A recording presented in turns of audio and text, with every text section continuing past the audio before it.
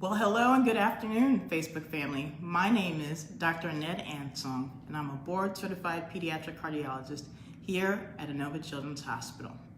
So first, I would like to wish everyone a happy Heart Month. As you know, February is designated Heart Month, and it's an effort to raise awareness about heart disease in the community. And you may or may not know this, but heart disease is the #1 cause of death in men and women worldwide. This month also provides us an opportunity to raise awareness about congenital heart disease. Congenital heart disease are those defects that affect the heart of newborn babies. And what you may not also know is that congenital heart disease is the #1 birth defect in new babies. So as part of the celebration for Heart Month here at Inova Children's Hospital, I want to talk to you all about an aspect of medicine called telemedicine and how it's used in pediatric cardiology. So broadly defined, telemedicine is the use of technology to diagnose and deliver patient care remotely or from afar. So there are 4 main types of telemedicine, 4 modes of telemedicine. The first is known as video conferencing or synchronous telemedicine. So as an example, let me give you an example. An example would be, say, I'm here at Nova Fairfax Hospital. Then at an outside hospital about 60 miles away, there's a newborn baby who's been evaluated by his or her pediatrician. The pediatrician detects a murmur and wants the baby evaluated by cardiology, by pediatric cardiology. But the problem is there's no pediatric cardiologist available at the hospital or nearby. And the pediatrician wants an echocardiogram done. This is an ultrasound of the heart. So what happens?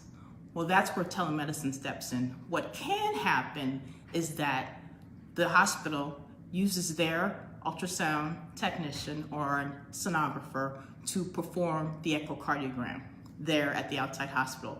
Then me, being here at Inova Children's Hospital, I can see the echocardiogram as it's happening.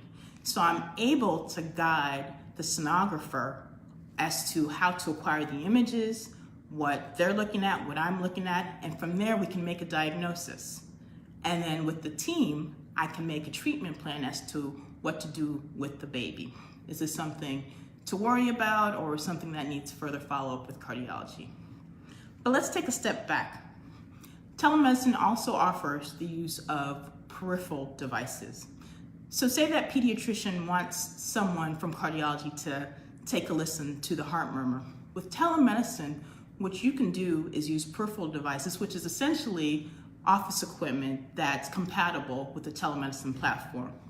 So the folks at the outside hospital, they can take a stethoscope that is compatible with the telemedicine and place it on the baby's chest. Then me here at Inova Children's Hospital, I can hear that murmur and determine whether it's an innocent murmur or something that needs further follow-up. So that's the beauty of telemedicine. So that's synchronous or video conferencing real-time telemedicine. So that's one type. The second type of telemedicine is known as store and forward or asynchronous telemedicine. So that prior example that I just gave you, say that the echocardiogram is done, and for whatever reason, the pediatric cardiologist is not available to read the echocardiogram at the time. So what can happen is those images are acquired and stored elsewhere. And then later on in the day, myself or another pediatric cardiologist can then look at the images from the echocardiogram and then relay that to the care team taking care of the patient at the outside hospital. Now, of course, if there's some concerning finding or something that needs to be addressed urgently, then the sonographer who's performing the ultrasound can relay it to the physician so that they know to look at the images sooner rather than later. So that's the second type of telemedicine known as store and forward or asynchronous. The third type of telemedicine is known as remote patient monitoring, or RPM for short. So in pediatric cardiology, we take care of some of the most complex babies with heart disease. Some of these babies need surgery within days after being born. And after their surgeries, they're in the hospital for weeks, but then it comes to a point where they need to go home, right? And so they go from having 24-hour nursing care and doctor care to limited care at home. But with telemedicine, what can happen is these babies go home with tablets, iPad-looking equipment, where the parents can take these tablets home and record the vital signs in the tablets.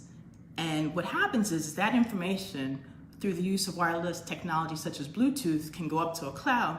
Then the primary care team that took care of the baby in the hospital can then download that information. And what's nice about it is that it alerts the primary care team about any red flags or anything of concern so that they can react in time and intervene, thus preventing the patient from being readmitted or having to go to the emergency room. So that's remote patient monitoring.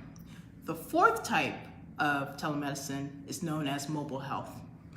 Mobile health, you've seen it all around you, is things, it's equipment or apps such as the Apple Watch. With the new Apple Watch, it has the electrocardiogram. So owners of the watch can be alerted if they have an abnormal rhythm. And from there, they can intervene, go to their doctor, or go to the emergency room if there's something of concern from the electrocardiogram on their watch. There's also the Fitbits and things like that.